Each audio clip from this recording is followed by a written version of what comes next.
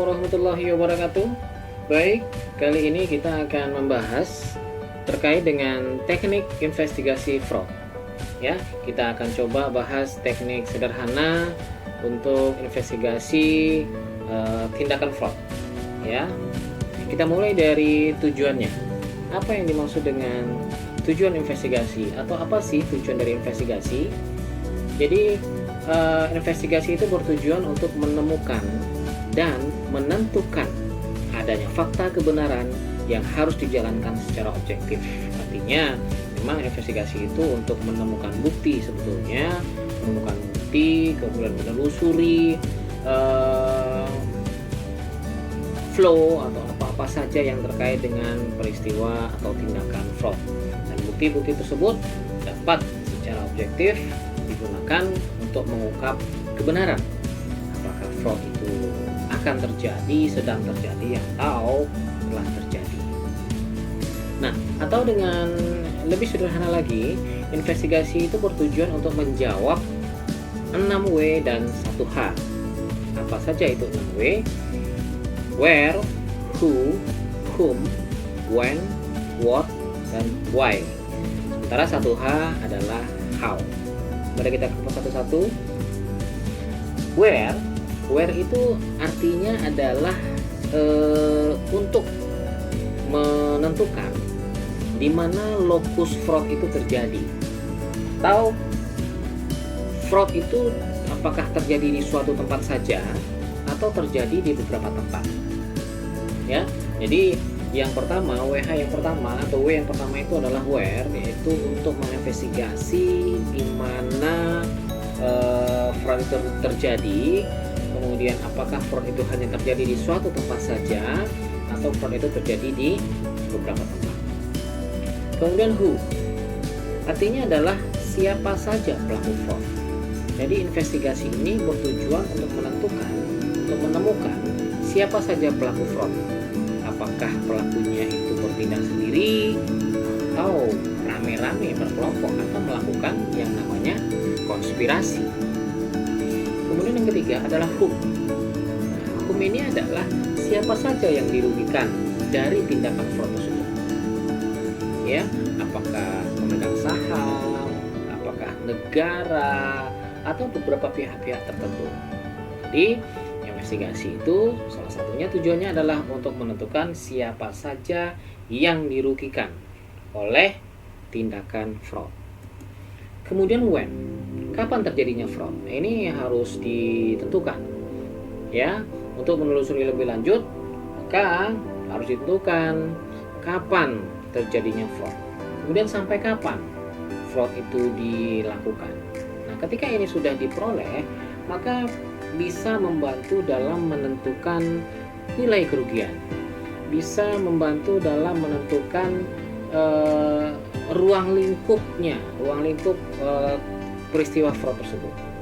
Ketika ruang lingkup tadi sudah didapatkan, ketika sudah memperoleh gambaran tentang ruang lingkup fraud, maka investigasi fraud itu akan dapat dilakukan lebih mengerucut, ya, lebih fokus ke suatu titik, sehingga tidak melebar kemana-mana.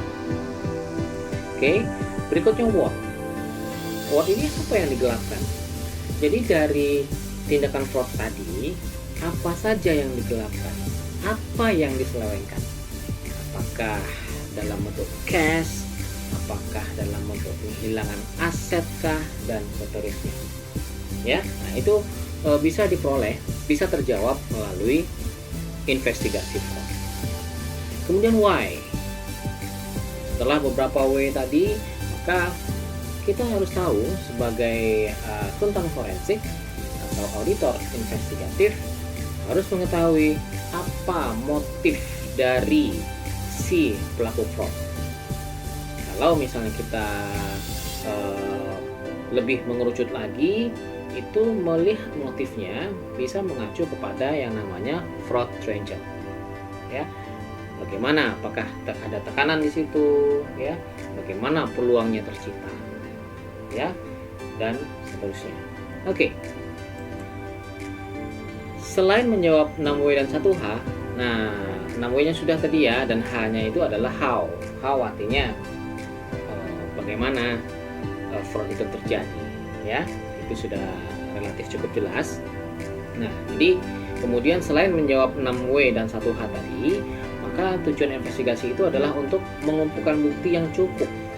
Ya, jadi sebetulnya sama seperti audit biasa, general audit, tapi ini memang lebih spesifik. Yang tujuannya adalah untuk mengumpulkan bukti dalam rangka yang pertama yang disebut dengan ethics blame. Apa itu ethics blame?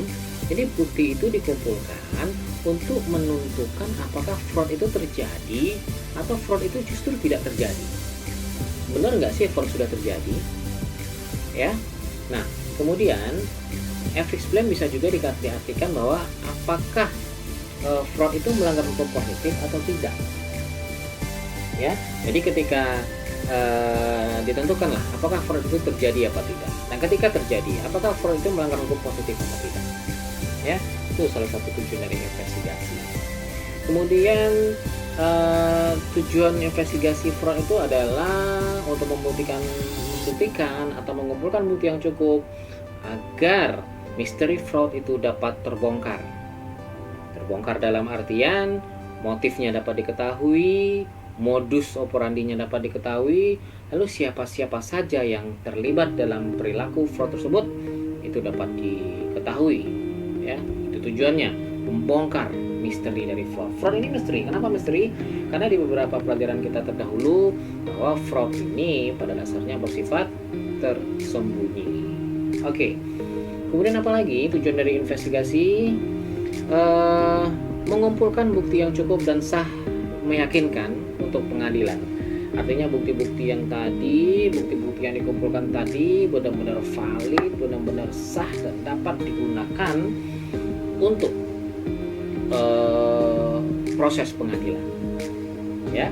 Kemudian investigasi bertujuan untuk menentukan tingkat fraud yang terjadi. Artinya seberapa jauh sih dampak fraud tadi? Ya, kalau di 6W tadi itu whom-nya, ya, siapa yang dirugikan? Ya, seberapa besar dampak kerugiannya? Kemudian seberapa jauh keterlibatan pelaku?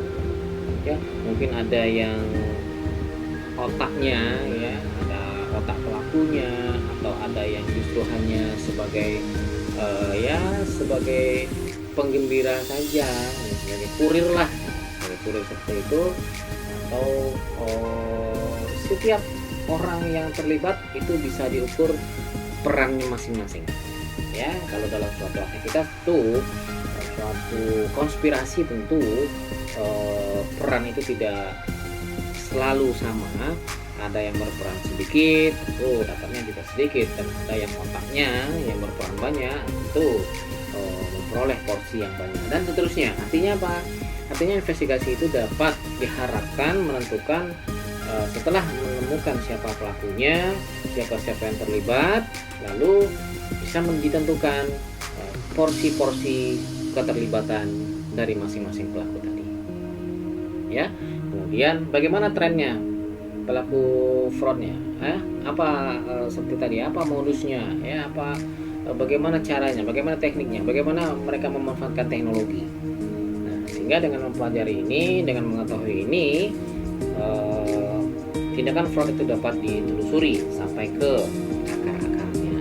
Ya, itu salah satu bentuk lain dari tujuan investigasi. Kemudian Dr. Steve Albrecht itu mengajukan ada yang namanya pendekatan fraud element triangle untuk melakukan investigasi. Ya, jadi ini bukan fraud triangle tapi fraud element triangle untuk melakukan investigasi. Ya, ada theft act, ya, ada concealment act dan conversion act. Ya, theft act ini misalnya berkaitan dengan covert operation, ya, covert operation, operasi diam-diam, ya, ketika tindakan penyelidikan secara terbuka itu tidak mumpuni, maka tindakan investigasi secara diam-diam itu diharapkan dapat lebih baik untuk mengumpulkan informasi. Ya, bisa juga dengan mengumpulkan bukti-bukti fisik dan seterusnya. Oke, silakan Anda pelajari lebih lanjut. Kemudian ada concealment act, ya. Nah, dalam hal ini dilakukan dalam investigasi fraud itu dilakukanlah yang namanya proactive auditing, ya. Harus proaktif, ya, proaktif untuk menemukan bukti, proaktif untuk menemukan bukti-bukti untuk dikumpulkan untuk menentukan apakah yang 6W tadi dan 1H, ya. Kemudian diujilah dokumen-dokumen yang dikumpulkan tadi, oke, agar bukti-bukti tadi cukup kuat untuk dibawa ke pengadilan. Sementara Conversion Act itu seperti misalnya searching public records, ya, cari ini bagaimana track recordnya di publik, ya, para pelaku, kemudian dicari deh sumber-sumber data secara online yang ada di website dan seterusnya. Intinya adalah memperoleh, kumpulkan bukti dari ruang publik, ya, dan seterusnya. Kemudian teknik investigasi tadi kan tujuannya. Sekarang tekniknya bagaimana? Tekniknya adalah, ya, ibarat kalau di film-film seperti film detektif lah lebih kurang, ya. Ada yang dalam bentuk pengamatan, ya, kemudian ada dalam bentuk wawancara atau lebih ke interogasi, ya. Wawancara itu bisa bersifat umum, tapi interogasi itu lebih mendalam. Bahkan ya, seperti yang mungkin Anda lihat di film-film, di dalamnya interogasi itu mungkin ada tekanan tertentu, mungkin ada intimidasi tertentu. Namun yang harus Anda perhatikan adalah dalam wawancara atau interogasi ini harus menghargai hak azazi si sumber informasi, ya. Tetap hargai hak azazinya, kemudian lakukan dengan etika yang memadai dan seterusnya, ya.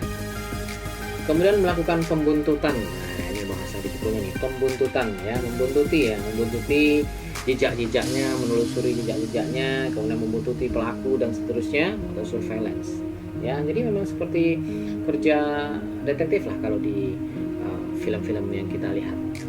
Kemudian bahkan melalui penyamaran atau undercover, ya, melalui penyamaran ini cukup efektif ketika wawancara mungkin atau interogasi atau pengamatan secara umum belum efektif, maka lakukan penyamaran. Melakukan penyamaran artinya masuk ke dalam sistem yang ada, di mana fraud itu terjadi tanpa disadari oleh pelaku fraud tadi, ya. Kemudian yang sering kita dengar adalah dengan melalui penyadapan, ya.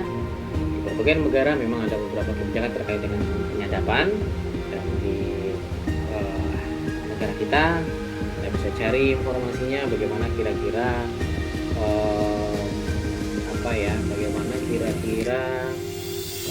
undang-undang peraturan tentang penyadapan, ya. Kemudian selain itu ada juga melalui investigasi itu dilakukan melalui penelusuran, seperti general audit, ya. Melakukan penelusuran, kumpulkan dokumen, kemudian ditelusuri dokumennya, kemudian dilihat ke validitasnya dan seterusnya. Lalu kemudian bisa juga dengan melakukan penggeledahan ruang kerja. Nah, penggeledahan ruang kerja ini juga harus dilakukan secara hati-hati dan menggunakan teknik tertentu agar penggeledahan tersebut yang pertama memang harus memiliki izin penggeledahan. Kemudian yang kedua, bukti yang dikumpulkan adalah memang bukti-bukti yang relevan. Jadi tidak seluruh, misalnya kita melakukan penggeledahan di ruang kerja, ya, di ruang kantor pelaku fraud, ya, atau tertuduh tersangka pelaku fraud, itu tidak semua barang yang di sana dibawa ke untuk sebagai bukti, ya, dijadikan bukti, tapi adalah barang-barang atau dokumen-dokumen yang relevan dengan kasus. Nah, sehingga ini untuk melakukan penggeledahan memang tidak tidak bisa dilakukan oleh sembarang orang saja, tapi adalah orang-orang yang memiliki pengalaman, yang memiliki justifikasi, yang memiliki tentu saja perencanaan yang matang terkait dengan kasus dan pemahaman yang baik terkait dengan kasus. Lalu melakukan yang namanya dengar olah TKP. Olah TKP juga merupakan salah satu teknik investigasi. Jadi langsung ke TKP, kemudian melakukan olah TKP hingga memperoleh gambaran kira-kira ini proses terjadinya fraud itu seperti apa.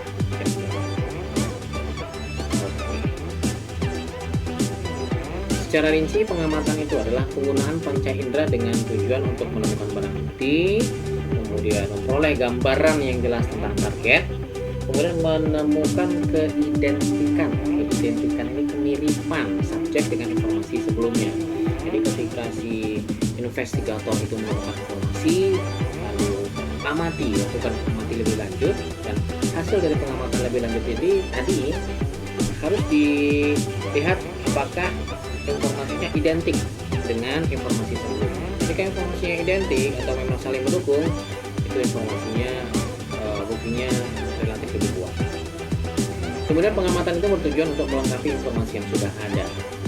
Kemudian mencari hubungan antar subjek dengan peristiwa pidananya dan merupakan konfirmasi keterangan data atau fakta. Jadi pengamatan tadi merupakan konfirmasi berupa keterangan, berupa data, atau bahkan fakta yang diperoleh. Pengamatan.